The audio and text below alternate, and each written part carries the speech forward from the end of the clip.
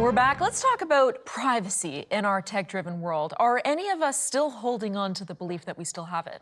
Social media platforms stand accused of surreptitiously collecting our personal data, prompting calls for greater control. Meanwhile, ethical concerns arise from business models that rely on data exploitation. But hey, the wonders of instant access to information also need support. It's a double-edged sword. And so can we ever strike a balance between this desire for privacy with our insatiable hunger for convenience and connectivity? Janice, I'll begin with you. How do you perceive that trade-off? It's real, Marissa, for sure. But here's what we actually know. When we ask people, how much privacy are you willing to give up in return for greater convenience? Over and over and over again, it's really astonishing. People want convenience. And we put the question the other way in surveys, how much convenience are you willing to give up in exchange for privacy? Almost nothing.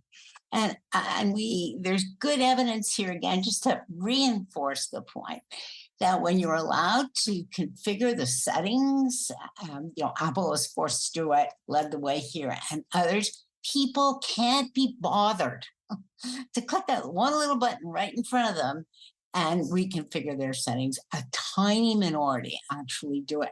So there's a lot of discussion of privacy, but push comes to shove, people don't care enough about it to give up the convenience. It's interesting because, social media masquerades as a free service, but it generates revenue by algorithmically mining every second of our unwitting lives. That is the trade-off. Privacy for a free service. Is it worth it, Father Raymond? I think Janice is correct. People generally prefer convenience. There are some places where it's very alarming, basically the insurance market, and the federal government has even tried to put some legislation in there because insurance markets, if they know everything about you, if you get a discount, if they put some kind of tracker on your car, it doesn't become an insurance market anymore. Yeah. So there are some areas where surveillance by your people who you're buying services from, insurance is the big one. The other thing about privacy is not so much the impact of companies who are monitoring what you buy and where you go, but the big impact on privacy is on social media, especially for young people,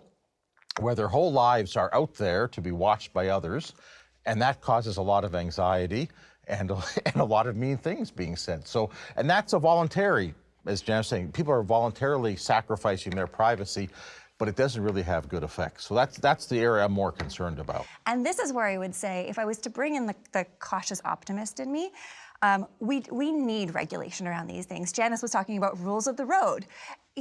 If we didn't have traffic signals and seatbelts, cars would be a lot more dangerous. And I think for a very, very long time with social media, it was so brand new that it was allowed to have no rules, no regulation.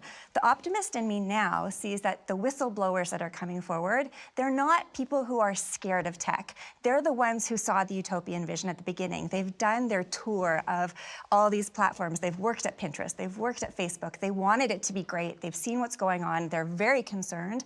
And now they're saying, I want to go work in government. I want to go help make these rules. And before now, maybe there wasn't the right people to do it. But the thing is that nobody's talking about government except the person who said that the government would save us from assaults on our privacy. And again, you got to think about all these surveillance cameras, not just in China, but in Britain, right? Big Brother is watching you and then hooking it up to a quantum computer and giving you a social score and things like that.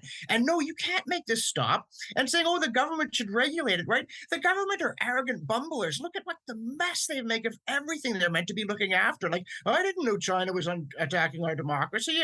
Geez, the housing market, inflation's gotten loose. And then you say, oh, but they can regulate social media and that'll protect our kids. Again, the fact that we can't turn back doesn't mean we're not hurtling toward a brick wall. The two are completely unrelated. We're in a heap of trouble and you can't switch it off. Charles? I agree fully with that last statement. It's not going to happen.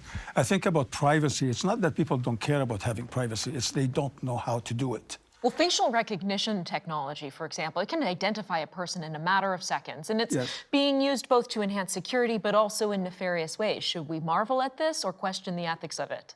I don't know what the real answer to that is, but I will tell you, I've watched several videos about security, and I'm an IT guy. And I'm telling you, it is so complex that even if you do click those buttons to make you private, there are so many ways to get around it. It is impossible to be private today, unless you don't want to live and be a hermit and go out and live by yourself in a country house. The reality is we're going into an age where we have to be very transparent. In a way, it's kind of forcing us to be real and honest and not be afraid of hiding things, because you can't live anymore in this digital age without being transparent. It's only what we post about ourselves that other people can track, right? So you don't have to be duplicitous. I have never put a picture of my kids on any social media site, would never think of doing it. And I've told them they can't do it either, and they can't do it to any family picture. That's not a hard rule. That doesn't require government, which John described as clowns. And just to come back on that one, John, there wouldn't be a market if we didn't have government regulators. Almost every free marketer I know will say a market wouldn't exist without government regulations. They're all clowns. They're understaffed, overwhelmed, and frankly, we don't have the kind, and I think it was you, Father Raymond, who talked about this. We don't have the expertise in government right now coming from the tech sector that we really need. There's a lag, there always has been, but they'll be there. Young people are far more interested. I teach them, I see where they're going. Some of them are going to go in now. And I think regulation is no more challenging now than it was at telephones and steamships. It's just there's a lag, and we'll catch up. All right, hold that thought. We'll pick this up on the other side. Don't go away.